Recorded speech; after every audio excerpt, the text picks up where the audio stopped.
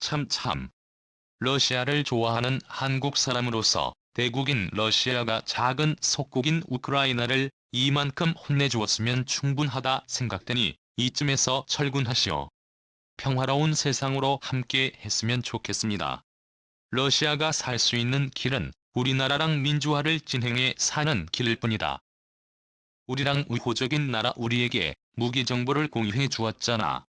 러시아가 더는 승산 없는 전쟁을 끝내고 인도적 지원 줄 만큼 줘도 고마운 줄 모르고 부패한 우크라 정부를 계속 지원하는 건 그만뒀으면 한다. 그 지원을 러시아로 좀 돌려서 우리나라와 손잡고 함께 발전했으면 좋겠다. 안녕하세요. 푸틴 러시아 대통령이 러시아 국가총동원령을 예고하며 전면전 선포를 앞둔 가운데 이제는 러시아 정찰기가 우크라이나를 넘어서 덴마크와 스웨덴 영공을 침범한 충격적인 사실이 밝혀졌습니다. 이에 미국과 유럽연합이 러시아를 가만 놔두지 않겠다며 지금까지는 3차 세계대전으로 전쟁이 확산되는 것을 방지하기 위해 소극적인 태도를 보였지만 이제부터는 모든 수단과 방법을 동원해 러시아를 함몰시키기 위한 작전에 돌입했는데요. 이에 곧 러시아가 국가파산 사태를 선포하고 한국의 러시아 땅 일부를 매각할 것이라는 전문가들의 의견이 나왔습니다. 최근 영향력 있는 미국인들의 우크라 깜짝 방문도 푸틴은 어찌할 바를 몰라 하고 있습니다. 실수로라도 미국인을 향해 무기를 사용할 경우 러시아는 미국과의 전면전을 피하지 못하고 며칠 안으로 러시아 전체가 쑥대밭이 될 수 있습니다. 가장 먼저 우크라를 방문한 미국인은 바로 할리우드 배우 겸 영화 제작자인 안젤리나 졸리가 우크라이나 서부 도시 육류를 외부에 일정을 알리지 않고 방문했다고 미국 워싱턴 포스트 WK가 이날 보도했습니다.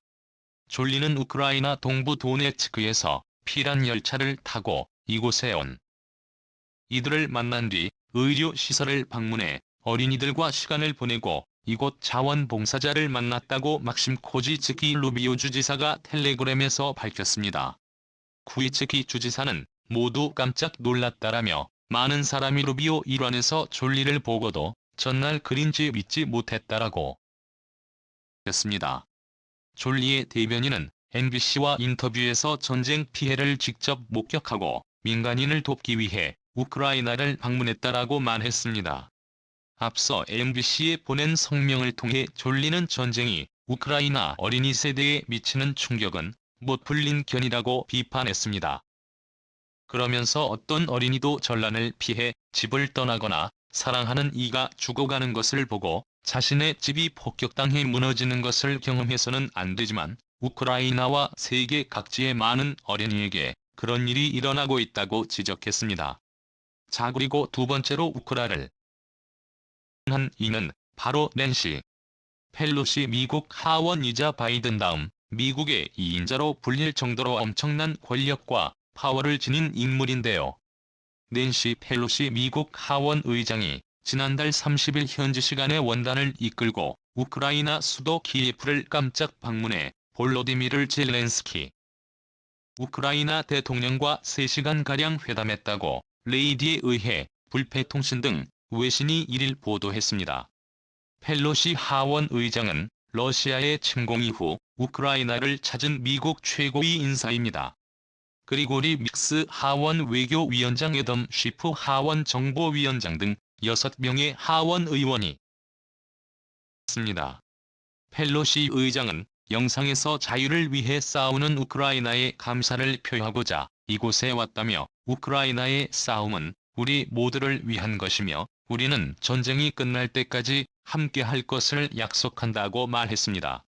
젤렌스키 대통령은 미국 정부와 국민의회에 초당적인 지지를 감사하게 생각한다며 미국은 러시아의 침공으로 인한 전쟁에서 우크라이나에 대한 강력한 지지를 이끌고 있다고 말했습니다. 미국 하원 의장은 미국 대통령 유고시 부통령에 이은 승계 서열 2위로 미국 내 권력 서열 3위인 최고위급 인사입니다. 이뿐만이 아닙니다. 미국은 이미 우크라이나에 사실상 미국산 최첨단 무기들을 무제한으로 제공하고 있습니다. 최근 돈이 부족해 더 이상 전쟁을 치를 힘조차 떨어진 러시아와는 너무나 반대되는 상황인데요. 이에 글로벌 전문가들은 러시아가 곧 전쟁을 포기하고 전 세계 국가들의 천문학적인 배상금을 지급해야 하며 이를 감당하지 못한 러시아가 한국 등 몇 개의 국가의 러시아 땅을 매각할 수 있다고 주장했습니다. 러시아의 패배는 이미 확정되는 분위기입니다. 전쟁을 일으킨 국가가 패하게 되면 무조건 100% 배상금을 지급해야 하는데요. 그 금액은 상상을 초월하고 있습니다. 독일은 제2차 세계대전 후 전쟁 배상금으로 9,400만 달러를 갚았습니다. 100년 전 금액이니 현재 가치로 환산하면 천문학적인 숫자일 텐데요. 독일은 2010년 무려 92년 만에 1차 세계대전 배상금을 완납했다고 밝혔습니다. 에스토니아 방위군 전직 사령관인 리우테라스는 러시아가 하루에 무려 200억 달러씩 전쟁 비용을 쓰고 있다고 주장했습니다. 한국 돈으로 무려 24조 원인데요. 러시아군 20만 명을 운영하고 한 발에도 수억 원씩 하는 미사일을 마구마구 쏘대니 그럴싸한 것 같기도 하지만 비현실적이란 반론도 많습니다. 이에 대해 많은 사람은 200억 달러가 아니고 200억 요구일 것이라고 반박하고 있습니다. 3월 3일 기준으로 러시아 우크라이나 전쟁은 벌써 9일째. 하루 24조 원이 든다면 벌써 216조 원의 전쟁 비용이 쓰인 셈인데요. 다만 달만 전쟁에도 러시아가 거덜나는 것은 일도 아닐 것 같습니다. 루블화로 계산해도 하루에 수천억 원이 쓰이고 있으니 보통 일이 아닙니다. 뿐만 아니라 러시아는 전쟁 개시 후 일주일 만에 러시아 재산 690조 원이 증발해버렸습니다. 러시아 증시가 폭락하고 러시아 루블화는 휴지 조각이 돼버렸는데요.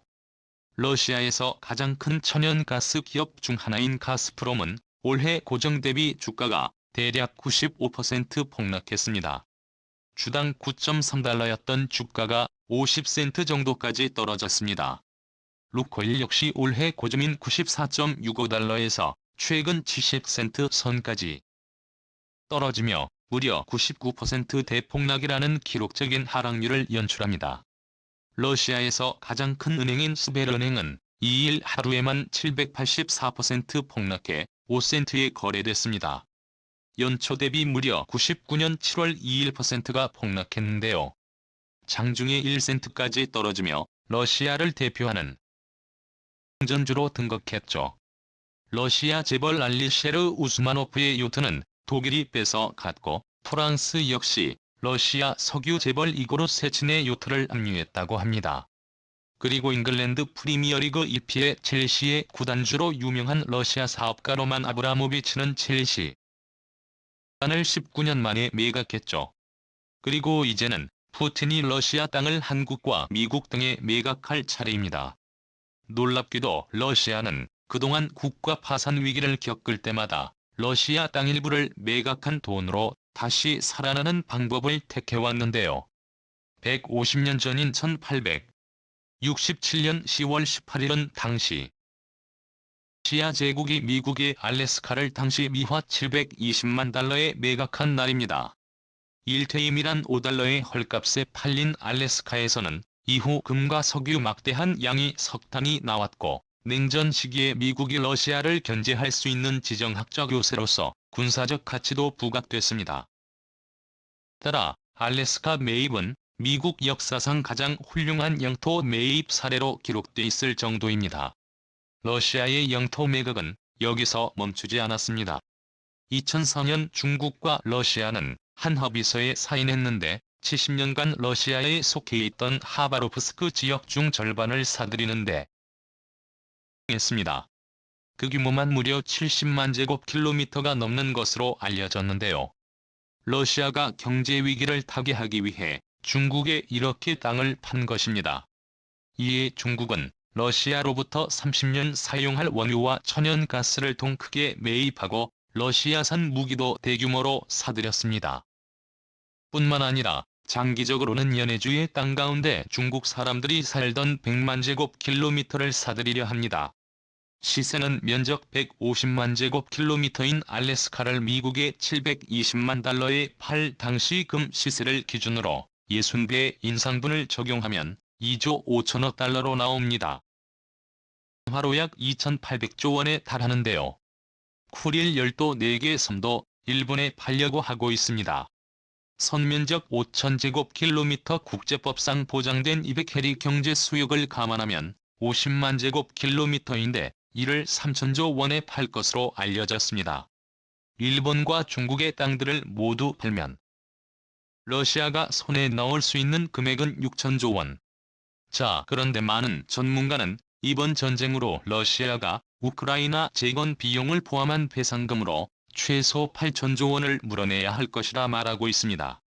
추가로 2천조 원이 더 필요한데 이를 위해 러시아가 시베리아 북쪽에 위치한 들 가운데 일부를 한국에 매각할 수 있다고 전문가들은 말하고 있습니다. 한국을 선택한 이유는 특이하게도 한국이 북극 인접 국가가 아님에도 불구하고 2013년부터 북극 이사회 차원의 회의와 프로젝트에 적극적으로 참여하며 사실상 가장 중요한 역할을 하는 국가로 부상했는데요. 세계에서 독보적인 쇄빙 기술을 보유한 한국이 북극 항로를 개척하여 북극을 세계 무역의 핵심 통로로 만들어 주었다고 극찬을 받고 있습니다. 러시아도 한국의 신북방 정책의 일환으로 러시아 북극해를 통과하는 한국과의 쇄빙 기술 협력이 절실한 상황인데요. 한국의 북극해섬을 판매하는 조건으로 큰 돈을 받지 않는 대신 쇄빙 기술 협력을 지속하여 북극 항로 개척을 이어나가려는 것이라고 전문가들은 말하고 있습니다. 여러모로 얽히고 설킨 국제 정세로 인해 한국이 개입해 설치는 모습은 모양새가 좋게 보이지 않을 것으로 보인다. 우크라이나 전쟁이야 이미 관심에서 멀어져 흥미를 잃은 지오래고 확실히 우크라이나의 미래는 불확실해졌다고 몰라 신뢰를 줄 수 없는 국가와는 관심을 끄는 게 좋다. 오늘도 감사합니다. 최고로 멋진 하루 보내시길 바랄게요.